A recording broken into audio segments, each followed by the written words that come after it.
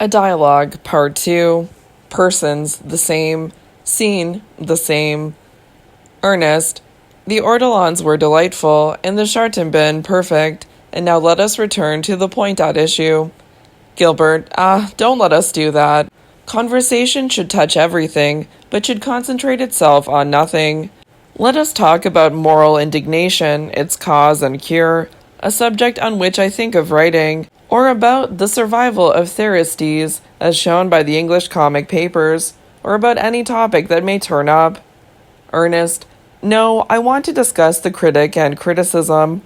You have told me that the highest criticism deals with art, not as expressive, but as impressive purely, and is consequently both creative and independent, is in fact an art by itself, occupying the same relation to creative work that creative work does to the visible world of form and color, or the unseen world of passion and of thought.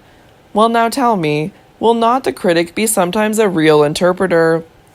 Gilbert, yes, the critic will be an interpreter, if he chooses.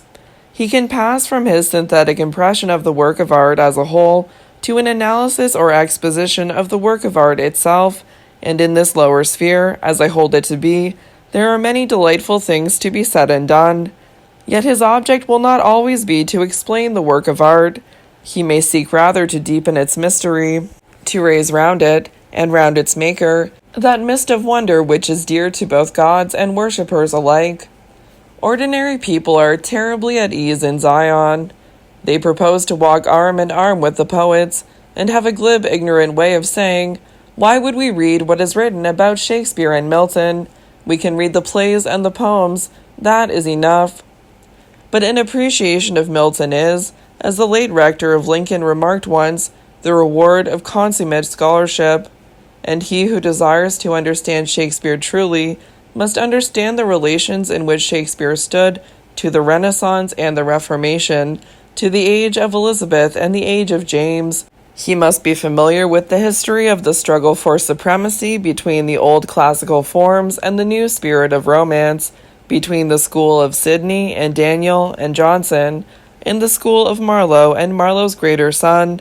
He must know the materials that were at Shakespeare's disposal, and the method in which he used them, and the conditions of theatric presentation in the 16th, 1500s, and 17th, 1600s century, their limitations and their opportunities for freedom, and the literary criticism of Shakespeare's day, its aims and modes and canons.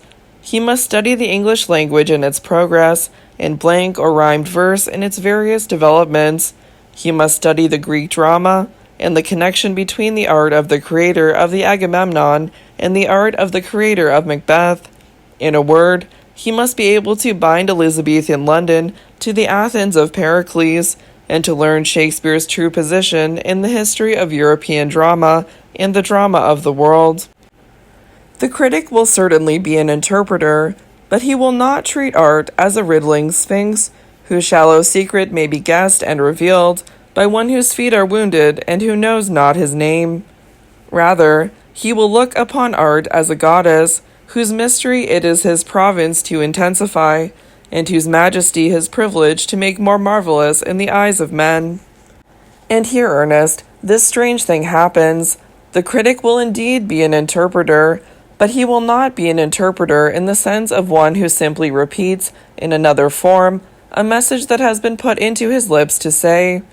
For, just as it is only by contact with the art of foreign nations that the art of a country gains that individual and separate life that we call nationality, so, by curious inversion, it is only by intensifying his own personality that the critic can interpret the personality and work of others, and the more strongly this personality enters into the interpretation, the more real the interpretation becomes, the more satisfying, the more convincing, and the more true.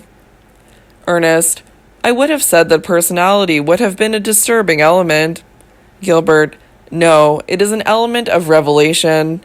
If you wish to understand others, you must intensify your own individualism. Ernest, what then is the result? Gilbert, I will tell you, and perhaps I can tell you best by definite example. It seems to me that, While the literary critic stands, of course, first, as having the wider range and larger vision and nobler material, each of the arts has a critic, as it were, assigned to it. The actor is a critic of the drama. He shows the poet's work under new conditions and by a method special to himself. He takes the written word and action, gesture and voice become the media of revelation. The singer or the player on lute and viol is the critic of music.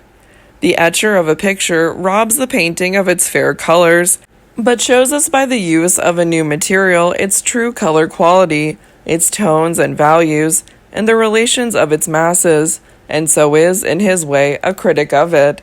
For the critic is he who exhibits to us a work of art in a form different from that of the work itself, and the employment of a new material is a critical as well as a creative element. Sculpture, too, has its critic, who may be either the carver of a gem, as he was in Greek days, or some painter like Mantegna, who sought to reproduce on canvas the beauty of plastic line and the symphonic dignity of processional bas-relief. And in the case of all these creative critics of art, it is evident that personality is an absolute essential for any real interpretation. When Rubinstein plays to us the Sonata Appassionata of Beethoven, he gives us not merely Beethoven, but also himself, and so gives us Beethoven absolutely, Beethoven reinterpreted through a rich artistic nature and made vivid and wonderful to us by a new and intense personality. When a great actor plays Shakespeare, we have the same experience. His own individuality becomes a vital part of the interpretation. People sometimes say that actors give us their own Hamlets and not Shakespeare's, and this fallacy, for it is a fallacy, is, I regret to say, repeated by that charming and graceful writer who has lately deserted the turmoil of literature for the peace of the House of Commons, I mean the author of Obiter Dicta. In point of fact, there is no such thing as Shakespeare's Hamlet. If Hamlet has something of the definiteness of a work of art, he has also all the obscurity that belongs to life. There are as many Hamlets as there are melancholies. Ernest, as many Hamlets as there are melancholies. Gilbert, yes. And as art springs from personality, so it is only to personality that it can be revealed, and from the meeting of the two comes right interpretive criticism.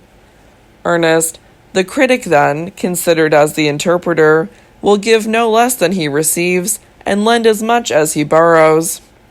Gilbert, he will be always showing us the work of art in some new relation to our age. He will always be reminding us that great works of art are living things, are in fact the only things that live. So much indeed will he feel this, that I am certain that, as civilization progresses and we become more highly organized, the elect spirits of each age, the critical and cultured spirits, will grow less and less interested in actual life, and will seek to gain their impressions almost entirely from what art has touched. For life is terribly deficient in form. Its catastrophes happen in the wrong way and to the wrong people. There is a grotesque horror about its comedies, and its tragedies seem to culminate in farce. One is always wounded when one approaches it. Things last either too long or not long enough. Ernest, poor life, poor human life. Are you not even touched by the tears that the Roman poet tells us are part of its essence? Gilbert, too quickly touched by them, I fear, for when one looks back upon the life that was so vivid in its emotional intensity, and filled with such fervent moments of ecstasy or of joy, it all seems to be a dream and an illusion. What are the unreal things but the passions that once burned one like fire? What are the incredible things but the things that one has faithfully believed? What are the improbable things, the things that one has done oneself? No, Ernest, life cheats us with shadows, like a puppet master. We ask it for pleasure. It gives it to us, with bitterness and disappointment in its train. We come across some noble grief that we think will lend the purple dignity of tragedy to our days, but it passes away from us, and things less noble take its place. And on some gray, windy dawn, or odorous eve of silence and of silver, we find ourselves looking with callous wonder, or dull heart of stone, at the tress of gold-flecked hair that we had once so wildly worshipped and so madly kissed. Ernest: life, then, is a failure. Gilbert: from the artistic point of view, certainly. And the chief thing that makes life a failure from this artistic point of view is the thing that lends to life its sordid security, the fact that one can never repeat exactly the same emotion. How different it is in the world of art. On a shelf of the bookcase behind you stands the Divine Comedy, and I know that, if I open it at a certain place, I shall be filled with a fierce hatred of someone who has never wronged me, or stirred by a great love for someone whom I shall never see. There is no mood or passion that art cannot give us, and those of us who have discovered her secret can settle beforehand what our experiences are going to be. We can choose our day and select our hour. We can say to ourselves, tomorrow at dawn, we shall walk with grave Virgil through the valley of the shadow of death, and lo, the dawn finds us in the obscure wood, and the Mantuan stands by our side.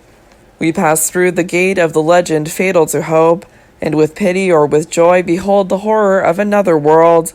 The hypocrites go by with their painted faces and their cowls of gilded lead.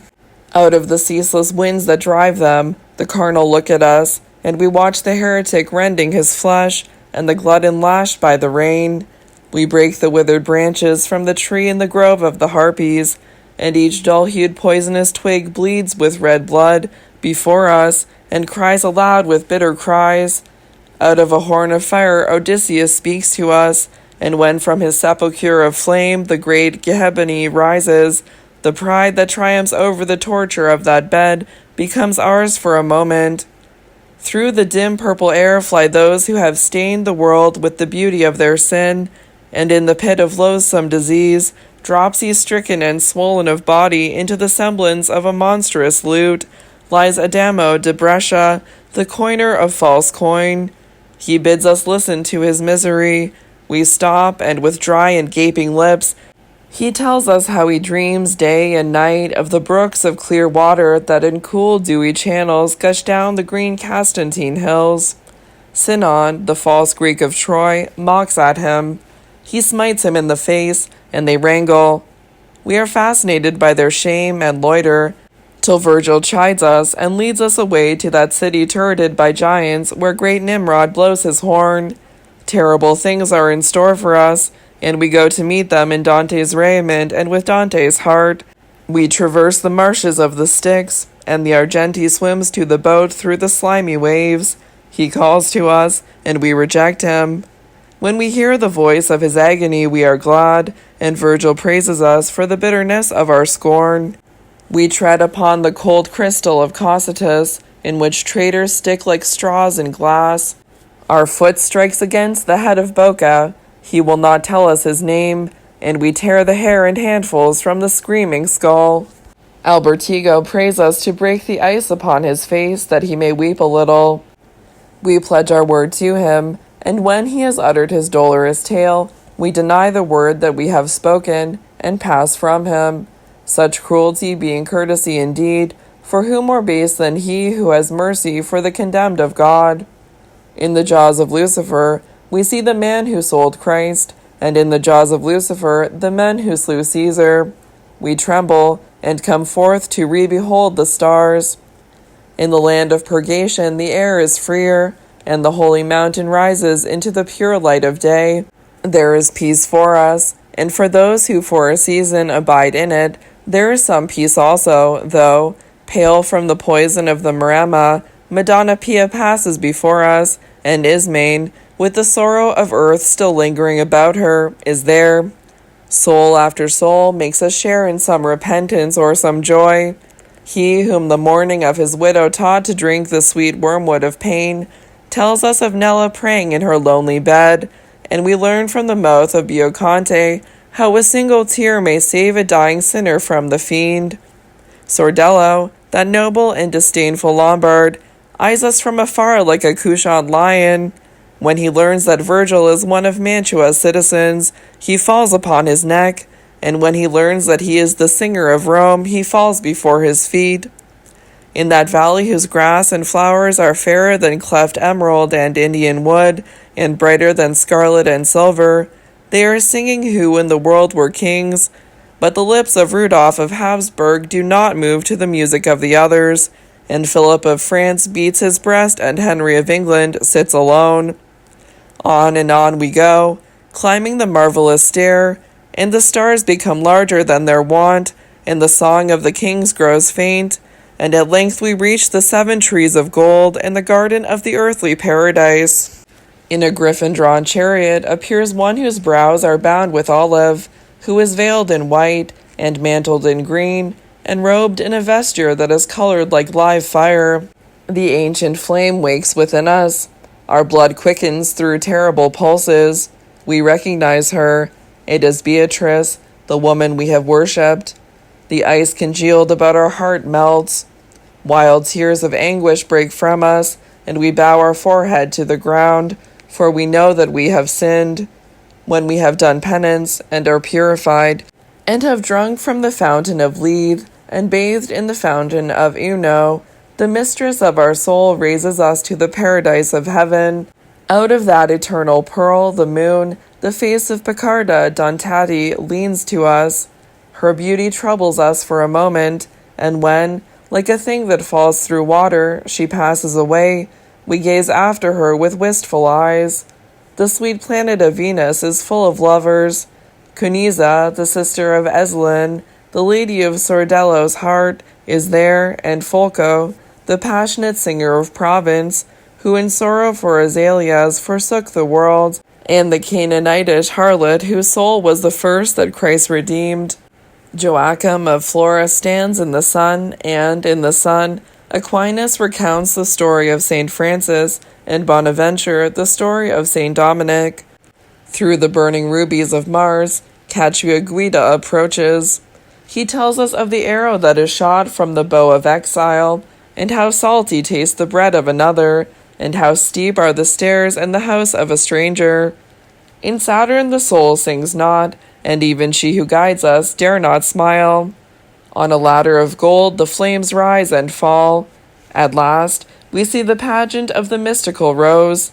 Beatrice fixes her eyes upon the face of God, to turn them not again.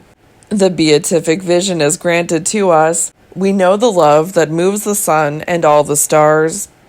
Yes, we can put the earth back 600 courses and make ourselves one with the great Florentine, kneel at the same altar with him, and share his rapture and his scorn.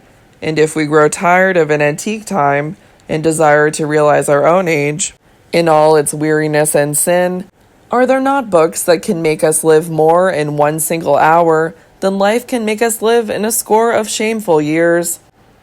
Close to your hand lies a little volume, bound in some Nile green skin that has been powdered with gilded nenufars and smoothed with hard ivory.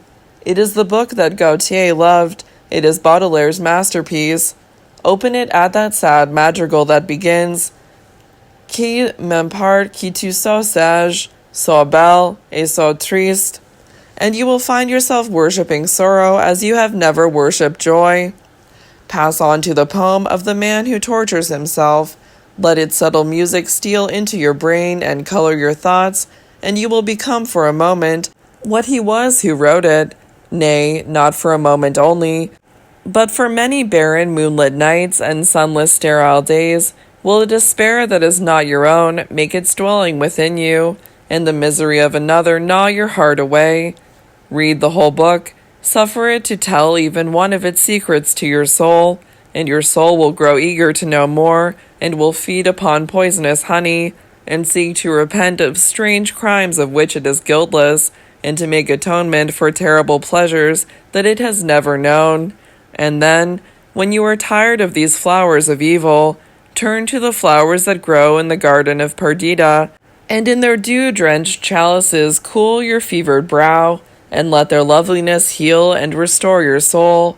Or wake from his forgotten tomb the sweet Syrian, Meleager, and bid the lover of Heliodor make you music, for he too has flowers in his song, red pomegranate blossoms, and irises that smell of myrrh, ringed daffodils and dark blue hyacinths, and marjoram and crinkled ox eyes. Dear to him was the perfume of the bean field at evening, and dear to him the odorous eared spikenard that grew on the Syrian hills, and the fresh green thyme, the wine cup's charm. The feet of his love as she walked in the garden were like lilies set upon lilies. Softer than sleep-laden poppy petals were her lips, softer than violets and as scented. The flame-like crocus sprang from the grass to look at her. For her the slim narcissus stored the cool rain, and for her the anemones forgot the Sicilian winds that wooed them, and neither crocus nor anemone nor narcissus was as fair as she was.